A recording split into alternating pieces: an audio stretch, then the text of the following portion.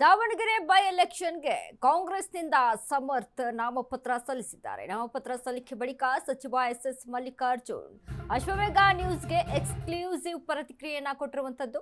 ದಾವಣಗೆರೆಯಲ್ಲಿ ಶಾಮನೂರು ಕುಟುಂಬದ 3ನೇ ಯುಗ ಶುರುವಾಗುತ್ತೆ ಅಂದ್ರು. ದಾವಣಗೆರೆ ಬೈ ಎಲೆಕ್ಷನ್ಗೆ ಕಾಂಗ್ರೆಸ್ನಿಂದ ಸಮರ್ಥ ನಾಮಪತ್ರವನ್ನ ಸಲ್ಲಿಕೆ ಮಾಡಿದ್ದಾರೆ. ನಾಮಿನೇಷನ್ ಬಳಿಕ ಅಶ್ವವೇಗ ನ್ಯೂಸ್ಗೆ ಎಸ್ ಮಲ್ಲಿಕಾರ್ಜುನ್ ರಿಯಾಕ್ಟ್ ಮಾಡಿದ್ದಾರೆ. ನಮ್ಮ ಅಭ್ಯರ್ಥಿ ಜನಗಳ ಆಶೀರ್ವಾದ ಚೆನ್ನಾಗೈತಿ. ಎಲ್ಲ ಜನ ಸಮಾಜದವರು ಎಲ್ಲ ಜನಾಂಗದವರು ನಮ್ಮ ಸಮರ್ಥಿಗೆ ಹೆಚ್ಚಿನ ರೀತಿಯಿಂದ ಸಹಕಾರವನ್ನು ಮಾಡ್ತಾರೆ ಅಂತ ಸಂಪೂರ್ಣ ನಂಬಿಕೆ ಇದೆ. ಸಿಎಂ ಅವರು ನೀವೇ ಕೇಳಿದ್ರಲ್ಲ ಆಗ್ಲೇ, ಚೆನ್ನಾಗಿ ಎಲ್ಲ ಸಮಾಜದವರು ಎಲ್ಲರೂ ಸೇರಿ ಒಗ್ಗಟ್ಟಿನಿಂದ ಮಾಡಬೇಕು ಅಂತ ಹೇಳಿದ್ದಾರೆ. ಮತ್ತು ಎಲ್ಲ ಲೀಡರ್ಸ್ಗಳನ್ನ ಕರೆಸಿ ಮಾತನಾಡಿ ಅಂತ ಹೇಳಿದ್ದಾರೆ. ಎಲ್ಲರನ್ನ ಕರೆಸಿ ಮಾತನಾಡಿ ನಮ್ಮ ಅಭ್ಯರ್ಥಿ ಸೂಕ್ತವಾದಂಥ ಅಭ್ಯರ್ಥಿನೇ ಚುನಾವಣೆಯಲ್ಲಿ ಕಣದಲ್ಲಿ ನಿಲ್ಲಿಸಿದ್ದಾರೆ. ಅವರಿಗೆ ಗೆಲ್ಲಿಸುವ ಕೆಲಸವನ್ನ ಎಲ್ಲರೂ ಸೇರಿ ಮಾಡೋಣಪ್ಪ ಅಂತ ಹೇಳಿದ್ದಾರೆ. ನಾವು ಇದು 3ನೇ ಜನರೇಷನ್. ಈಗ ನಂದು ಹೆಚ್ಚು ಕಡಿಮೆ 15 ಚುನಾವಣೆ ಮಾಡೇನಿ. ಆ ನಿಟ್ಟಿನಲ್ಲಿ ನಮ್ಮ ಕಾರ್ಯಕರ್ತರ ಬೆಂಬಲನೇ ಮುಖ್ಯ, ಕಾರ್ಯಕರ್ತರ ಉತ್ಸಾಹನೇ ಮುಖ್ಯ. ಆ ಕಾರ್ಯಕರ್ತರು ಎಲ್ಲರೂ ಸೇರಿ ಸಮರ್ಥನ ಇವತ್ತು ಆರಿಸಿದ್ದಾರೆ. ಅವು ಗೆಲ್ಲಿಸುವ ಕೆಲಸನೂ ನಮ್ಮ ಕಾರ್ಯಕರ್ತರು, ನಮ್ಮ ಮತದಾರ ಬಂಧುಗಳದು. ಆ ನಿಟ್ಟಿನಲ್ಲಿ ಒಳ್ಳೆ ನಮ್ಮ ಕಾರ್ಯಕರ್ತರು ಇದ್ದಾರೆ. ಒಳ್ಳೆ ಆನೆ ಬಲ ಬಂದಂಗಾಗಿದೆ ನನಗೆ.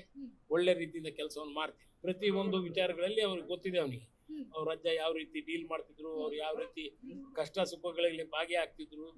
ಅದೇ ನಿಟ್ಟಿನಲ್ಲಿ ಇವನು ಮುಂದುವರಿತಾನೆ ಅಂತ ನನಗೆ ಸಂಪೂರ್ಣವಾದ ವಿಶ್ವಾಸ. ಸಿಎಂ ಮತ್ತೆ ಡಿಸಿಎಂ ಏನಾದ್ರು ಕಿವಿ ಮಾತು ಹೇಳಿದ್ರೆ ಸರ್ ಸಮರ್ಥ ಅವರಿಗೆ? ಏನು ಹೇಳಿಲ್ಲ, ಚೆನ್ನಾಗಿ ಮಾಡಪ್ಪ ಅಂತಂದು ಬೆನ್ನು ತಟ್ಟಿಸಿ ಹೋಗಿದ್ದಾರೆ. ಓಕೆ, ಹೈಕಮಾಂಡ್ ಇಂದ ಏನಾದ್ರು ಒಂದು ಕಿವಿ ಮಾತು ಹೇಳಿದ್ರ ಅಂತ? ಏನ್ ಕಿವಿ ಮಾತು ಅನ್ನೋದಕ್ಕಿಂತ ಗೆದ್ದು ಬರಬೇಕು. ಗೆದ್ದು ಬಾ, ಇನ್ನು ಹುಡುಗ ಇದೆಯಾ, ಒಳ್ಳೆ ಇನ್ನು ಈಗಿನ ಕಾಲೇಜಿಂದ ಬಂದಿದೀಯಾ, PG ಮಾಡಕ್ ಹೋದನ್ನ ಕರ್ಕೊಂಬಂದು ಈಗ ಅವನಿಗೆ ಅವ್ರ ರಾಜ್ಯ ಕರ್ಕೊಂಬಂದು ಇಲ್ಲಿ ವ್ಯವಹಾರ ಮಾಡಕ್ ಹಚ್ಚಿತ್ತು. ಅದೇ ನಿಟ್ಟಿನಲ್ಲಿ ಇವತ್ತು ಚುನಾವಣೆಗೆ ನಿಲ್ಲಿಸಿದ್ದಾರೆ.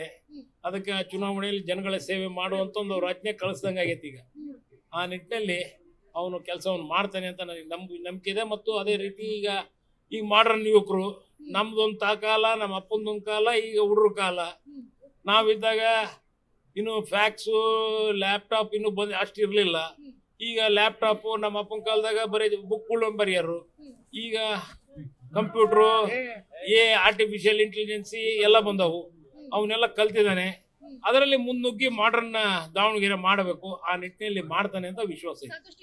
ಮಾಡ್ತಾ ಇದೀವಿ. ಇನ್ನು ಯೋಜನೆ ಆಗಿದಾವು. ಇನ್ನು ಹೆಚ್ಚಿನ ರೀತಿಯಿಂದ ತಂದು ನಮ್ಮ ಮುಖ್ಯಮಂತ್ರಿಗಳು, ಡೆಪ್ಟಿ CM ಮಾತಾಡಿದಾಗ ಏನು ಹೇಳಿದ್ರು, ಬೆಂಗಳೂರಿನ ಚೆನ್ನಾಗಿ ಅಭಿವೃದ್ಧಿ ಆಗಿದೆ ಅಂತ. ಇನ್ನೂ ಹೆಚ್ಚಿನ ರೀತಿಯಿಂದ ನಾವು ಅಭಿವೃದ್ಧಿ ಮಾಡ್ತೀವಿ. ಯಾವುದು ಅದನ್ನ ಅನುಮಾನ ಇಟ್ಕೋಬೇಡ್ರಿ. ಇಂಟರ್ನ್ಯಾಷನಲ್ ಸ್ಟ್ಯಾಂಡರ್ಡ್ ಆಗಿ